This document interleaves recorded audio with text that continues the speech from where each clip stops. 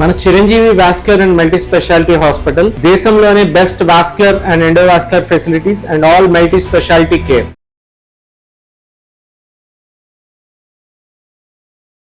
Diabetes and BP ఈ రెండు భారతదేశంలో రోజు రోజుకి కౌంట్ పెరిగిపోతున్న నేపథ్యంలో వీటి బారిన పడుతూ కూడా ఈ కౌంట్లు ఎటు సరే పెరుగుతున్నాయి పక్కన పెడితే ఈక్వల్గా పెరిఫరల్ ఆర్టీరియల్ డిసీజ్ హార్ట్కి సంబంధించి, అలాగే ఒకవేళ డయాబెటీస్ చాలా సంవత్సరాల నుంచి అన్కంట్రోల్డ్గా ఉంటే కాలికి ఒక చిన్న పుండు పడినా లేకపోతే దెబ్బ తగిలినా అది కోతిపుండు బ్రహ్మరాక్షసి అంటారు కదా, ఆ స్థాయిలో పెరిగి ఆఖరికి వేలు తీసేయాలో పాదం తీసేయాలో అని చెప్పి చాలామంది భయపడుతూ ఉంటారు.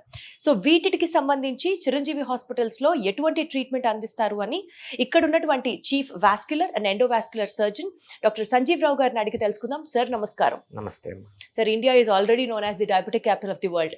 ఈ నేపథ్యంలో ఎస్పెషల్లీ అంటే షుగర్ ఉన్న వాళ్ళకే కాదు, బట్ జనరల్గా కూడా maybe because of today's life style, today's stress, social drinking, social smoking, వీటన్నిటి వల్ల హార్ట్ డిసీజెస్ పెరుగుతున్న నేపథ్యంలో పెరిఫరల్ ఆర్టీరియల్ డిసీజ్ అంటే అసలు ఇది ఏమిటి, ఎందుకు వస్తుంది, ఎలా జాగ్రత్తలు పడాలి? మీరు అన్నట్టు డెఫినెట్గా దీనికి డయాబెటీస్ ఒకటి, హైపర్ టెన్షన్ ఒకటి, ఈ ఎరా ప్రత్యేకంగా పోస్ట్ కోవిడ్ ఎరా రక్తనాళాలను ఎఫెక్ట్ చేసే ఎరా ఇది. ఇంతకాలం వేరు, పోస్ట్ కోవిడ్ ఇప్పుడు రక్తనాళాలు బాగా డ్యామేజ్. అందుకనే మనం యంగ్ పీపుల్లో హార్ట్ అటాక్స్ అని చూస్తున్నాము. జిమ్ చేస్తూ చాలా మంది చనిపోతున్నారు. సో దానికి ఒక్క హార్ట్కైనా ఎఫెక్ట్ అంటే కాదు. హార్ట్ లాంటి హార్ట్కి ఎలాగైతే బ్లడ్ వెజల్స్ బ్లాక్ అయితే హార్ట్ అటాక్ వస్తాయో, మన కాళ్ళకు కానీ చేతులకు కానీ బ్రెయిన్కి వెళ్ళే రక్తనాళాలు కానీ బ్లాక్ అయితే ఈ పెరిఫెరల్ ఆర్టీరియల్ డిసీజ్ అనేది అలాగే వస్తుందమ్మా. సో హార్ట్కి ఎలాగైతే అటాక్ వస్తుందో కాళ్ళకి చేతులకి బ్రెయిన్కి అటాక్ వస్తుంది. దాన్నే పెరిఫెరల్ ఆర్టీరియల్ డిసీజ్ అంటాం అనమాట. మన సింపుల్గా ఒక మాటలో చెప్పాలంటే హార్ట్ అటాక్ ఎంత కామన్గా ఇప్పుడు యంగ్ పీపుల్లో పెరిగిపోయిందో పెరిఫెరల్ ఆర్టీరియల్ డిసీజ్ కూడా అంతే కామన్గా పెరిగిపోయింది. దీనికి కారణం ఇవి స్ట్రెస్ కావచ్చు, షుగర్ కావచ్చు, హైపర్ టెన్షన్ కావచ్చు, స్మోకింగ్. మీరు అన్నట్టు social drinking is different, social smoking is different. Social smoking అయినా కూడా ఇది ఎఫెక్ట్ అవుతుంది. చాలా మంది ఏంటంటే మా ఫ్రెండ్ ప్యాకెట్లు తాగేస్తారు సార్, వాడికి ఏం కాలేదు, నేను ఒకటో రెండో సిగరెట్ తాగాను సార్, నాకే ఎందుకు ఇలాగ అయిందని కూడా అడుగుతున్న వాళ్ళు చాలా మంది ఉంటారు.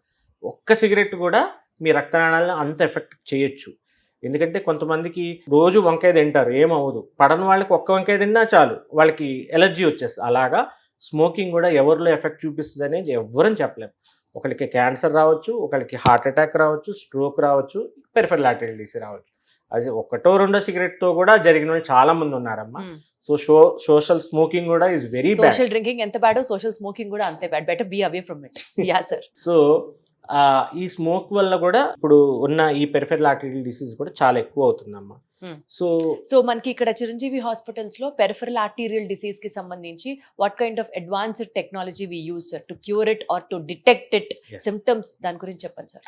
ఫస్ట్ డిటెక్షన్ ఎలా డిటెక్ట్ చేస్తామంటే దీనికి డిటెక్షన్ అనేది చాలా చోట్ల చాలా ఊర్లో కూడా లేనే లేదు.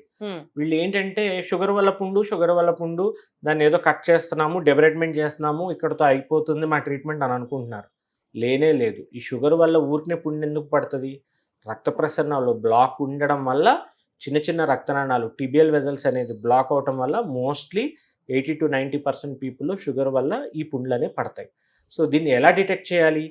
దీనికి ఒక వాస్కులర్ ల్యాబ్ అనేది కావాలమ్మా. ఇది అన్ని చోట్ల ఉందంటే లేనే లేదు. ఓన్లీ మేజర్ సిటీస్లో వరకు ఉంది వాస్కులర్ ల్యాబ్. మన చిరంజీవి హాస్పిటల్స్లో ఫుల్లీ ఆటోమేటెడ్ ఏబిఐ టీబీఐ అనే పరికరాలు ఉన్నాయి. ఇది ఫుల్లీ ఆటోమేటెడ్ ఏఐ పరికరాలు అనమాట. దీంతో వచ్చినట్టయితే మనం పేషెంట్ని ఒక 5 minutes ఒక చిన్న స్కాన్ మనం చేసినట్టే అయితే నాన్ ఇన్వేజివ్ స్కాన్ అది. అంటే జస్ట్ బీపీ ఎలా చూస్తామో అలా 4 cuffs కడతాము, మిగతాదంతా ఏఐ జనరేటెడ్ రిపోర్ట్ ఉంటుంది.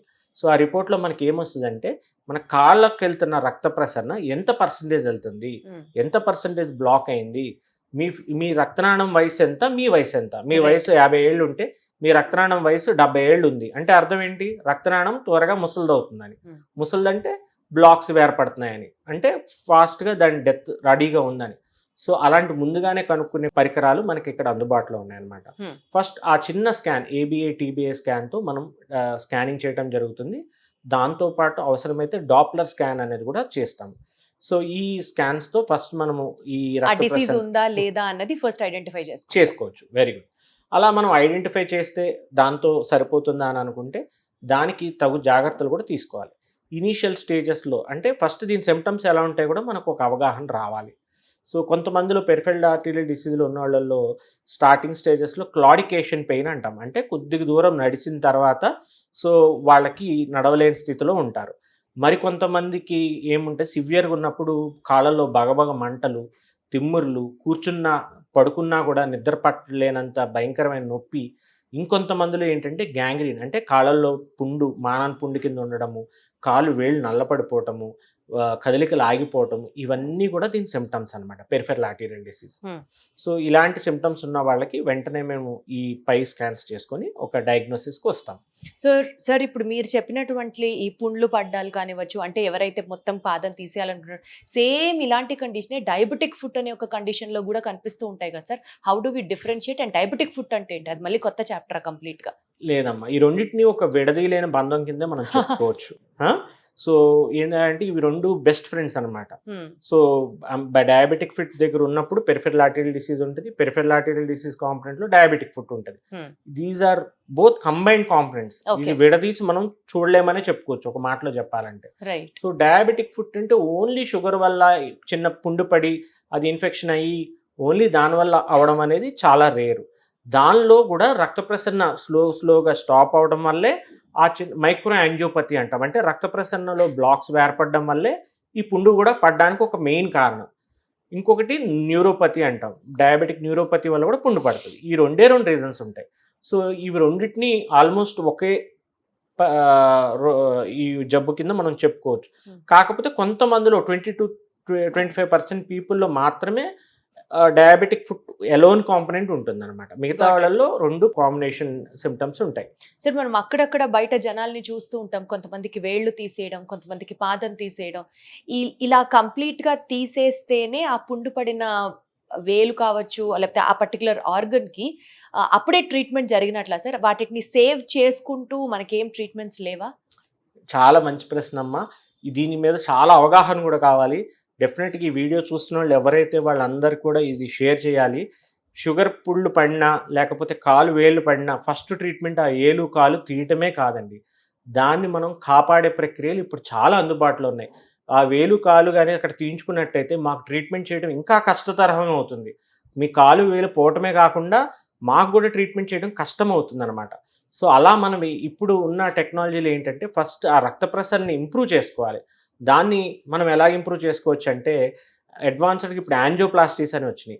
ఒకే ఒక సన్నటి బెలూన్ పంపించి లోపలికి ఏదైతే ఆ రక్తనాళం మూసిగిపోయి నల్లగా అవుతున్న కారణం ఉందో దాన్ని ఓపెన్ చేసినట్టయితే మీ ఏలు ఎర్లీ స్టేజెస్లో ఉన్నట్టయితే నల్లపడిన వేలు కూడా మళ్ళీ మీకు రికవర్ అయ్యే చాలా ఛాన్సెస్ ఉన్నాయి. అలాంటి పేషెంట్స్ కూడా చాలా మంది ఉన్నారు. మీరు నా హాస్పిటల్ టెస్టిమోనియల్స్లో చూడొచ్చు. ఎక్కడెక్కడి నుంచో కడప, కర్నూలు ఎక్కడెక్కడి నుంచో వచ్చి వేళ్ళు నల్లపడిపోయి చెయ్యి అంతా తీసేయాల్సిన వాళ్ళు కూడా మళ్ళీ వాళ్ళు వేళ్ళు నార్మల్గా అయ్యి చాలామంది వాళ్ళ ఫొటోస్ కూడా మేము షేర్ చేసి ఉన్నాయి. సో ఆ అపోహను వదిలేసి వేళ్ళు కానీ కాళ్ళు కానీ ఎవరైనా తీయాలంటే ఫస్ట్ దానికి వాస్కులారిటీ చూసుకొని దాన్ని మీరు కాపాడుకున్నట్టయితే కాలు వేళ్ళు కాపాడుకుంటమే కాదు మీ ట్రీట్మెంట్ కూడా చాలా ఎర్లీగా ట్రీట్మెంట్ అవుతుందని నేను అందరికీ చెప్పదలుచుకున్నాను. చాలా మంచి ప్రశ్న అమ్మ. ఇది అందరిలో కూడా అవగాహన మనం ఇవ్వాల్సిన ఒక పాయింట్ అనమాట. సో మనకి ఈ యాంజియోప్లాస్టీ ట్రీట్మెంట్ చేయడం వల్ల కాళ్ళని కానీ వేలుని కానీ సేవ్ చేయొచ్చు అన్నారు. Is this the only available treatment available here sir? లేక మన చిరంజీవి హాస్పిటల్స్లో ఇంకేమన్నా ఉన్నాయి? లేదమ్మా, మన చిరంజీవి హాస్పిటల్స్లో ఇంకా అత్యాధునిక చికిత్సా ప్రక్రియ హైబ్రిడ్ ట్రీట్మెంట్ అనేది కూడా ఉంది.